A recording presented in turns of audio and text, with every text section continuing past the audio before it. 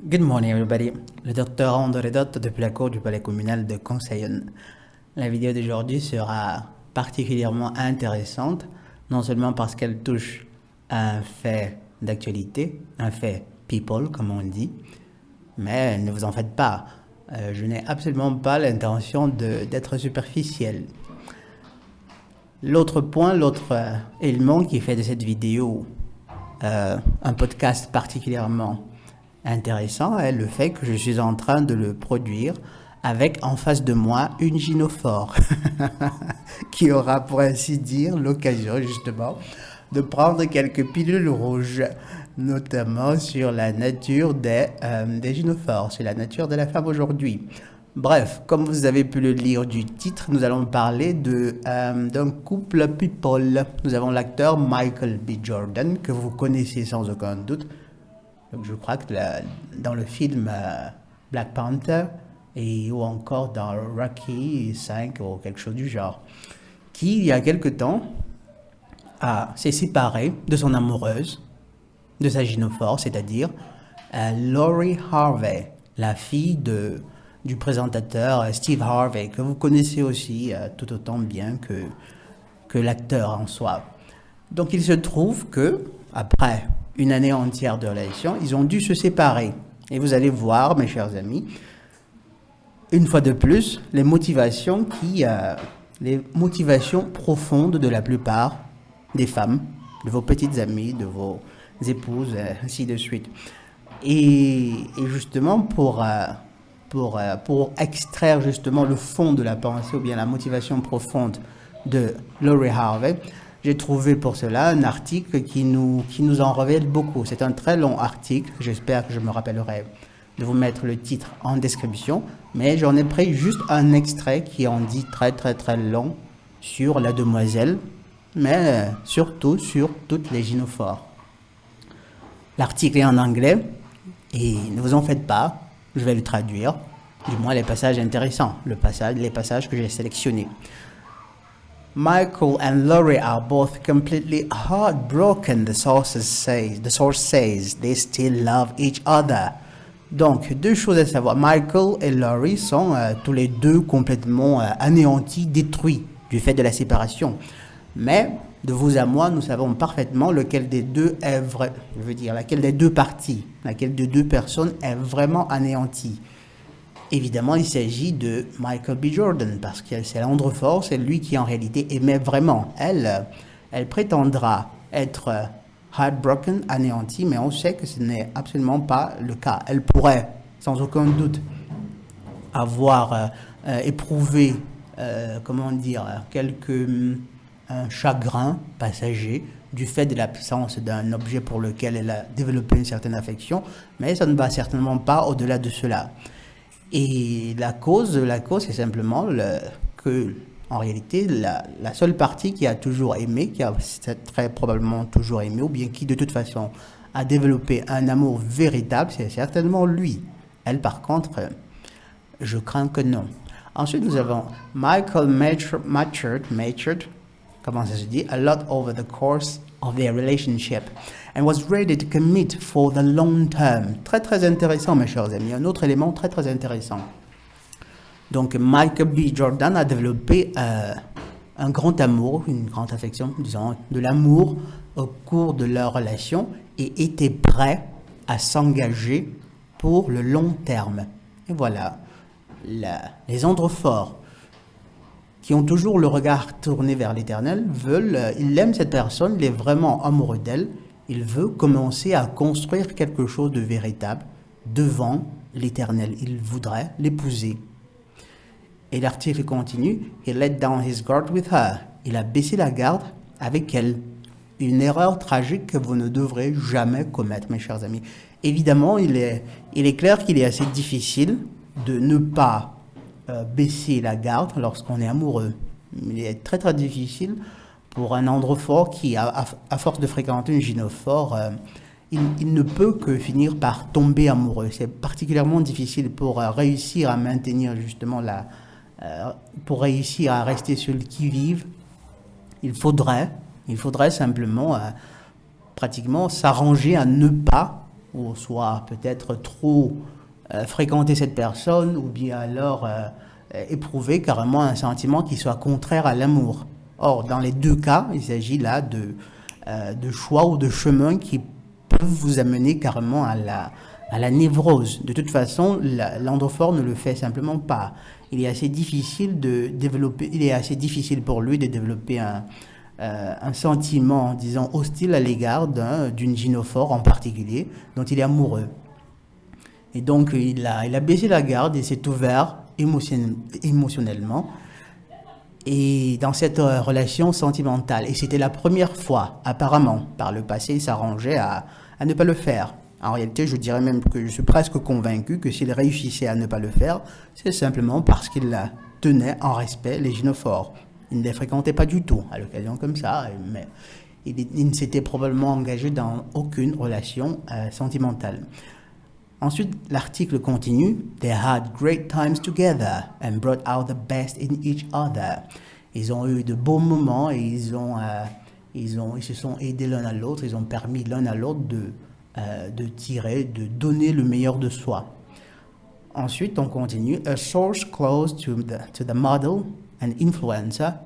Là, on parle de Lori Harvey parce que c'est une influenceuse, c'est aussi une top modèle.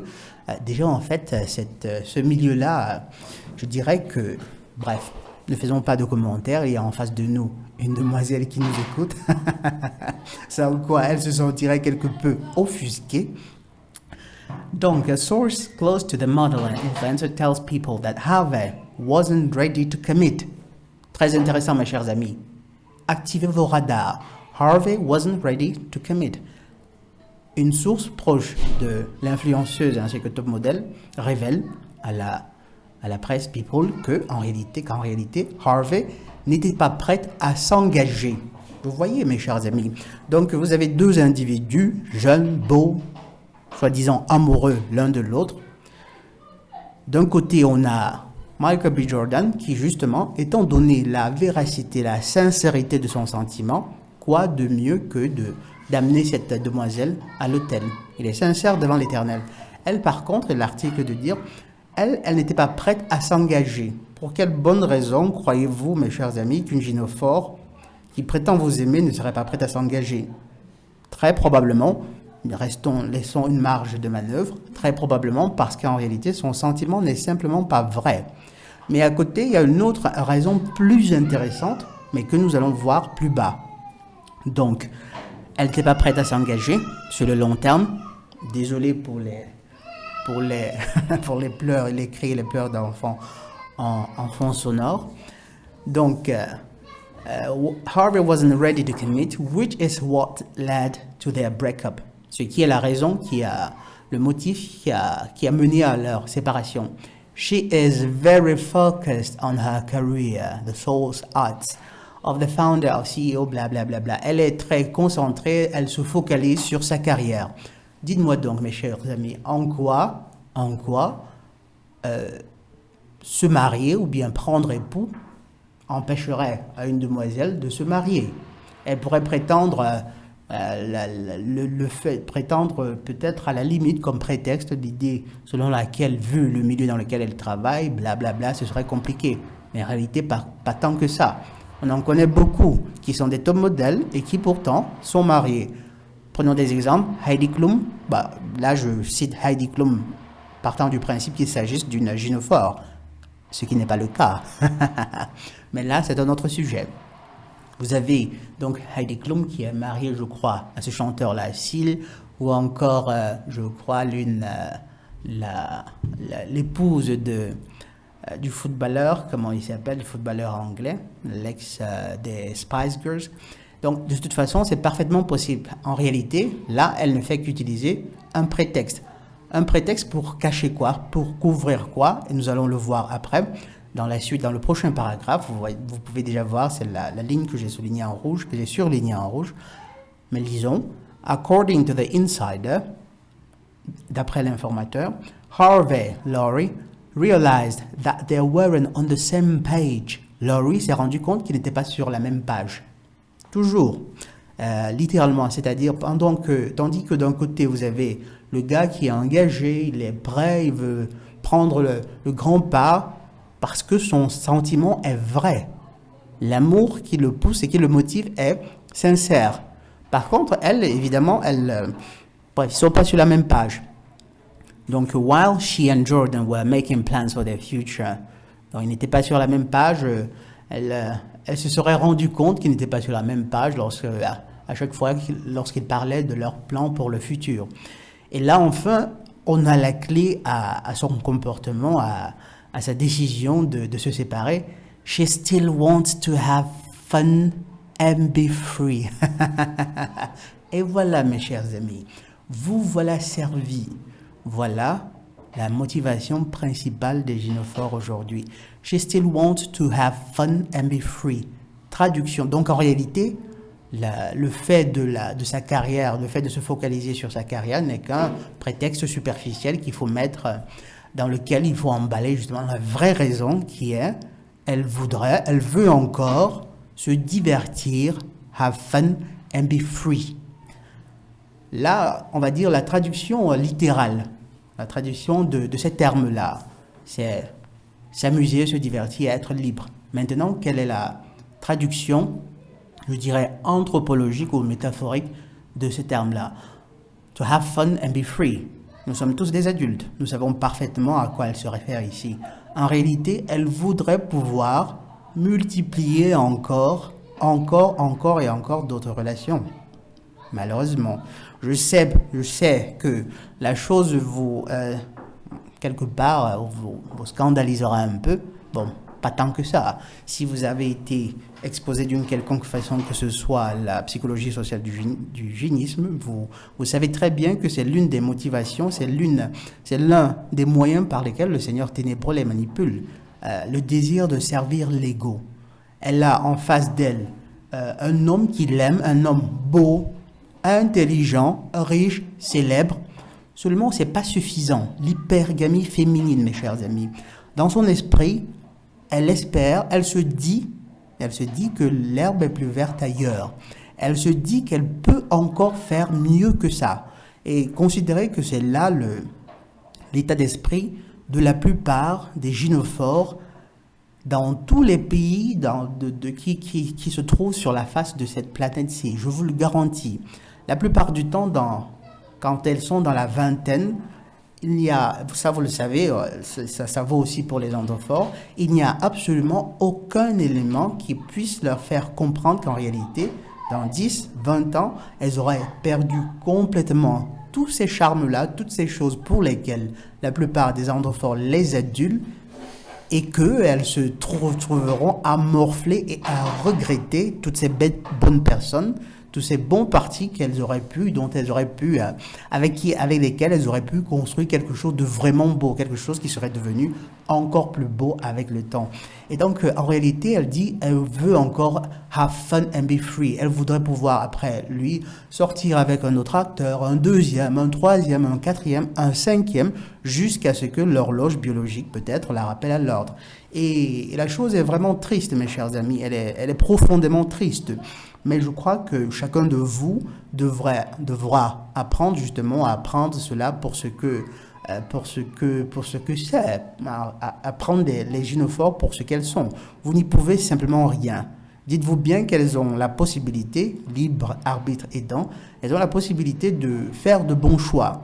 Seulement, étant principalement motivées par leur ego, elles feront 9 fois sur 10 précisément le mauvais choix.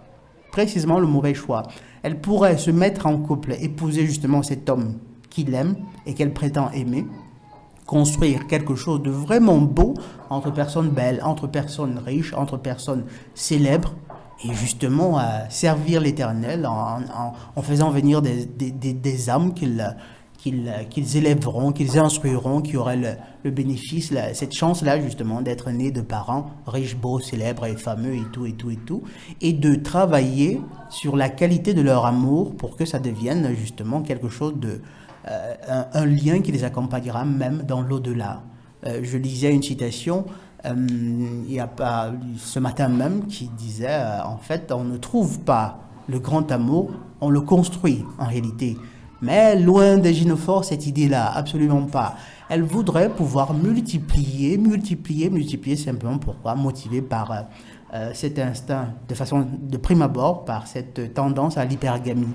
Évidemment, on appelle ça de l'hypergamie vue, considérée, analysée de façon superficielle, mais lorsqu'on descend dans les méandres du phénomène, on comprend assez clairement que c'est simplement le Seigneur ténébreux qui les manipule, ou alors c'est au Seigneur ténébreux qu'elles choisissent d'obéir pour servir leur ego. Évidemment, la chose finira par